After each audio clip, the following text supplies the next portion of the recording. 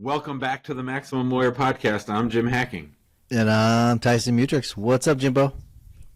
Well, I'm very happy that we actually got delayed a couple minutes to record the episode because the lawn guys showed up and they were weed whacking and lawn mowing, and it would have been like the old days when we first started recording. It would have been loud as a racket. Our lawn guys are outside right now, too. And it also allowed me enough time to run home, drop off, because we were down to one vehicle because we're still waiting on my truck to be delivered.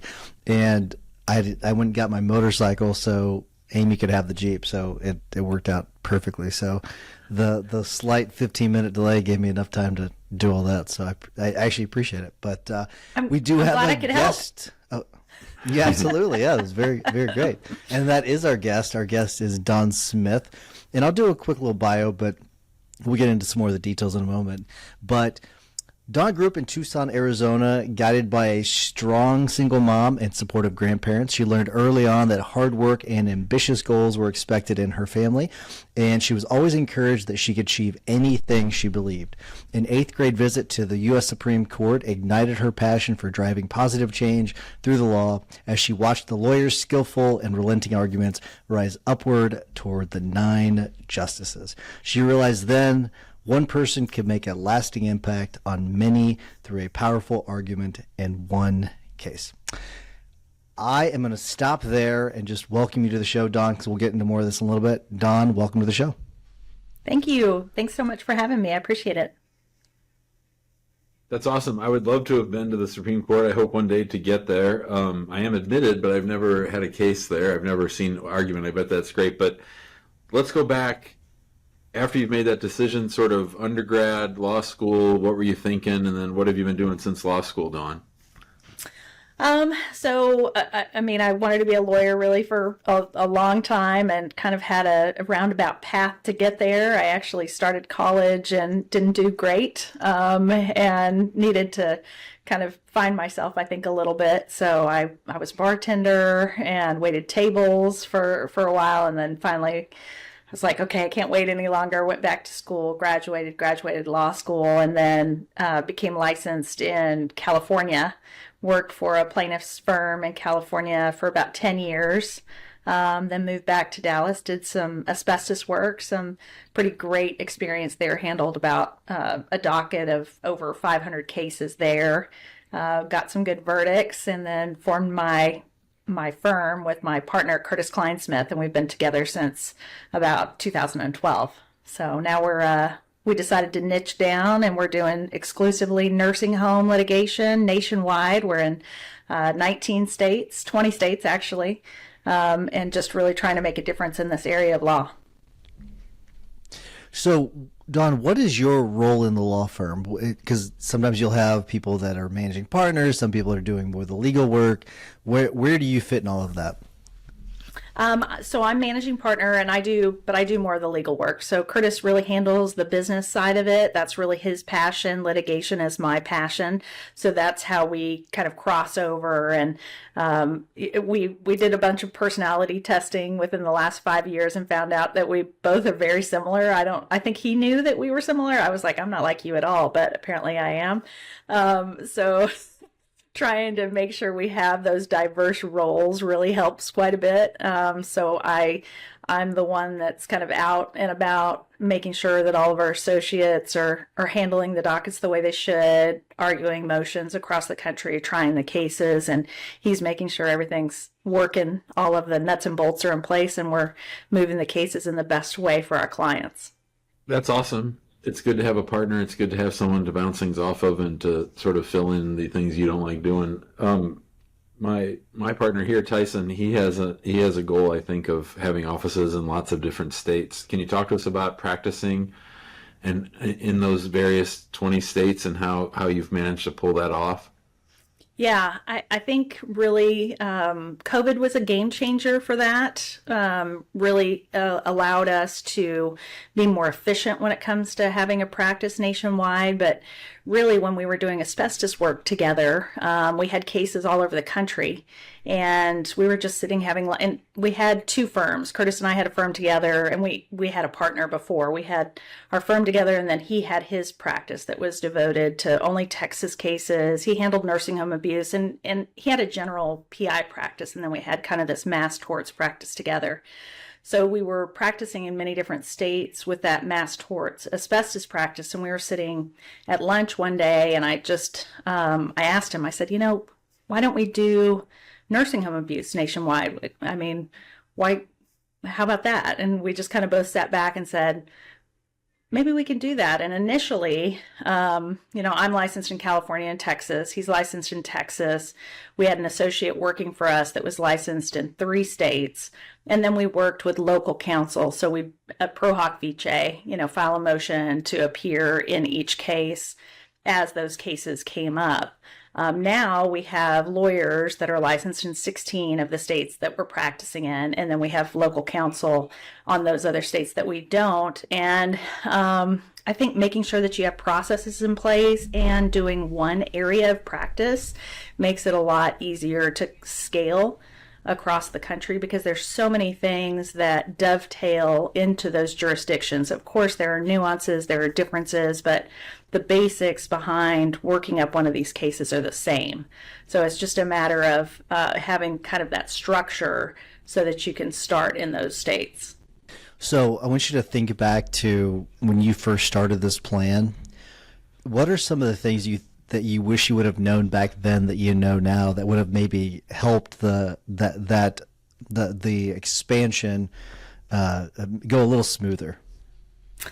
So I think when we first started, we didn't realize the importance of processes, actually written processes, because, you get lawyers that are strong personalities that want to do things their own way.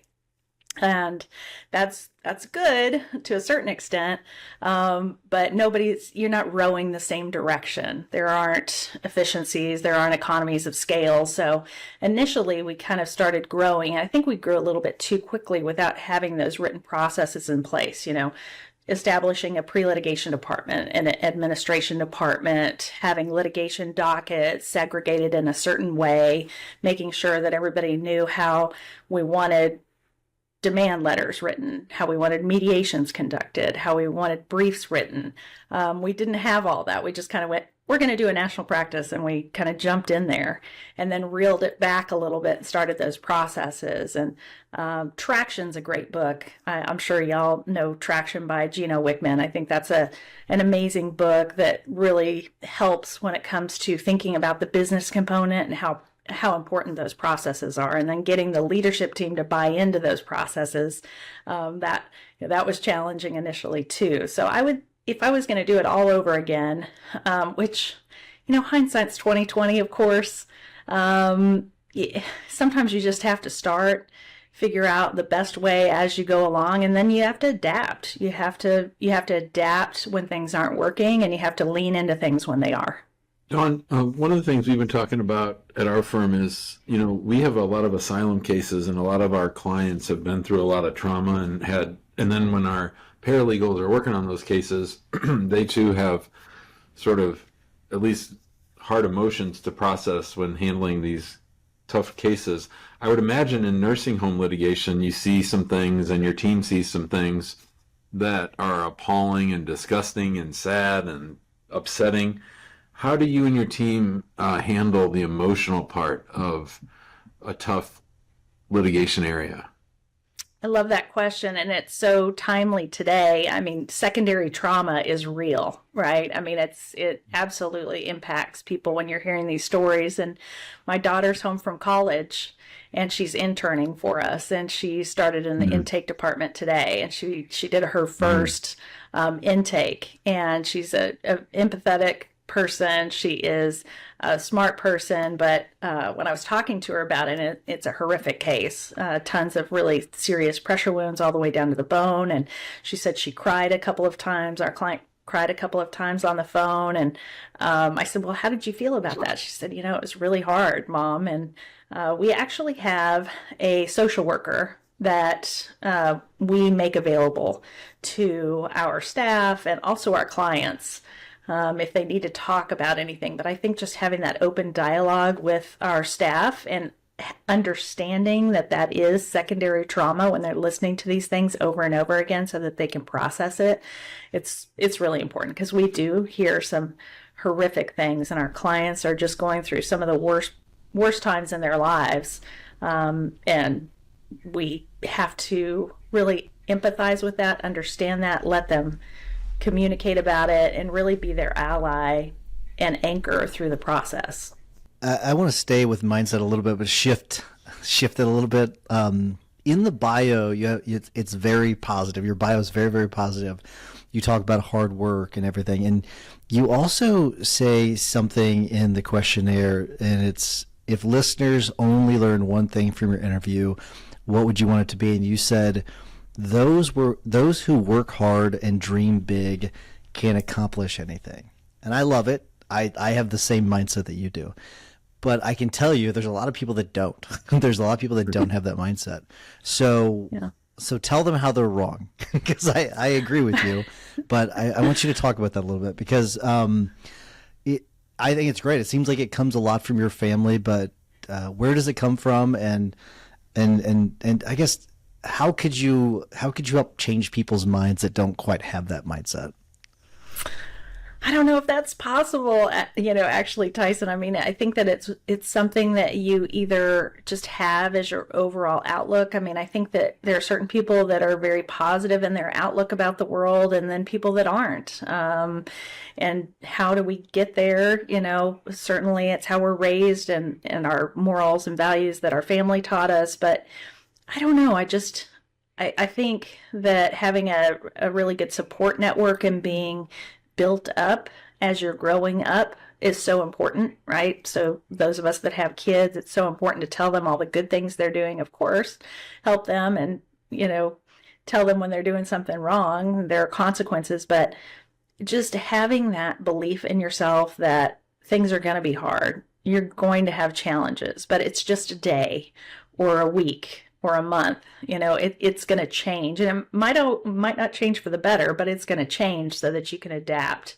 And I think just going through certain traumas as you're growing up, you either have to take them on and say, okay, that happened, and look at, how is this going to impact me for the good? How am I going to use this to learn and grow? It's all about really learning and growing, I think, because if we're not learning and growing, then what are we here for? I mean, I hope I'm getting better every day. I'm at a conference right now, learning from a bunch of trial lawyers, hoping I'm going to do a better job next time I try a case. It's just, you got to keep learning and growing. And it's just an integral belief. And I don't know if I could change somebody's mind about that. I think just by being positive, hopefully that helps others around me. That's awesome. I love the mindset, and I think Tyson's right. A lot of people don't necessarily follow that. Let's talk a little bit about marketing. So Tyson and I did a hypothetical the other day where we decided we were going to make up a fake law firm doing elder law. And I brought up the issue for elder law. Do you market to the seniors themselves, or do you market to their kids? So I wonder, in nursing home litigation, the same thing. And then also, is it hard for you to get success stories from your clients just because the cases are so upsetting? So most of our cases are referrals. The majority of our cases are referrals, but our clients and our marketing, all of our just our campaigns that we put out there, really targeted to people that have parents or loved ones that are in nursing homes, people that are dealing with having to make those difficult choices about finding a nursing home or picking an assisted living facility or a group home or whatever you're trying to find. So I think that's the demographic that we're talking to. And then, you know what, Jim, I forgot your second part of your question. Success stories. Is it hard to get success stories? Oh, success stories. So Google reviews, are so important. I think, we get a lot of clients, especially through the intake when we're bringing on the case, and then also when we're closing out the case, that have great things to say about their experience. I don't think it's difficult, but it's certainly not the injured party most of the time, unfortunately, that can give us that success story. It's the surviving child, most of the time, that's really giving us that feedback. So I want to ask you something. I don't know how you're going to answer it. I'm very curious. It might be a tricky one to navigate, but I don't know. So I've had a former partner. Jim's had former partners before. We've seen many law firms have partners that have split up, and I think a lot of it comes down to money and ego. And so it's something that's very, very difficult to navigate, especially in the PI spaces. And whenever you have significant amounts of money coming through, sometimes you'll have a trial lawyer that's trying cases, and sometimes you'll have someone that's managing the firm, and so that can make it very, very difficult. How have you been able to navigate that? Because that's real. It's a really tough thing in the PI space. So my partner, I think you got to be friends first. I think a lot of people come together and they're like, this just makes sense. You do this, I do that. Let's just partner up. And maybe you know them a little bit, but I think that you really have to be friends with your partner first, or at least start the relationship in a way that you know them quite a bit. Like you really need to, I think, know them pretty well before you decide you're going to get into this relationship with them, because it's like a marriage. It really is. I mean, there are going to be good things that happen. There's going to be bad things. You're going to have to navigate all kinds of different challenges. And if you don't have a person that is going to react a certain way that's at least predictable, and that is a good person, that is going to be making good decisions for the firm, then you just don't want to be partners with them. And certainly there's conflicts that happen, but I think as long as you have kind of that base understanding of who that other person is. I mean, Curtis and I have known each other for over 20 years. I met him at a function for a judge, like a fundraising thing, when I was still in undergrad. And he offered me a job that he had no right to offer because he was working for somebody else. And then he basically became my mentor, wrote me a letter of recommendation to get into law school. And then I kept in contact with him the whole time. I talked to him probably quarterly the whole time I was in California, practicing in California. So when this opportunity came about to come together, and he's kind of the business guy, I think you have to have different skill sets too. That's really important. I think it'd be really difficult to go and be partners with somebody if you didn't have those different skill sets. So he's more of the business guy, and more of the litigator. So it works with us, but you definitely have to know that person before you form a partnership with them, I think, at least in this area, because what we do is so human. It's not just pushing pencils or paper. There's such a huge human aspect to what we do. I don't know how you're going about creating content, but as someone who's 53 and whose mom is getting older and who's had a parent in a nursing home, I think if you are creating, I'd love to hear, even on this show, what your advice is for picking a nursing home and what to look for, what to be aware of. But I think if you're creating content about that, I think you could get a great email list, because I think people would really want to hear. I think you could talk about horror stories you've seen, telltale signs of a shithole. What are the things, Dawn, that you and I wonder if anyone would ever let your parents stay in a nursing home. Right. One of the reasons I'm passionate about what we do is my grandmother lived with us. She moved in with us after my dad passed away, and she helped me and my husband raise our two kids. So she lived with us for 16 years, but until she passed. And now my husband's father is living with us. So we have not had to put any of our loved ones in nursing homes, but that's what I try to talk to our clients. I mean, sometimes you just have to. Sometimes they get to a point where you just have to, because you need help. You can't do it on your own. So we try, great probably the best piece of advice that I could give anybody is if you do have to put your loved one in a nursing home or an assisted living facility, get a camera in there.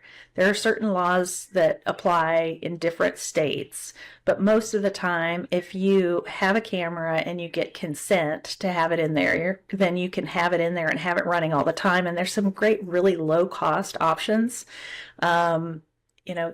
That's the number one best thing that you can do there. And there's so much information out there that's available. I mean, Consumer Voice is a great resource when it comes to finding a nursing home and asking questions. There's a whole list of questions on a link. And I can send it to you, Jim. I'm happy to send that to you. And we've actually done some content on that. What we try to do is answer questions that we would want to know if we were going to put our loved one in a nursing home. So those staffing is the number one most important thing to make sure that your loved one's getting the care that they need. You want to make sure that they, there is a 5-star rating system with CMS, Medicare.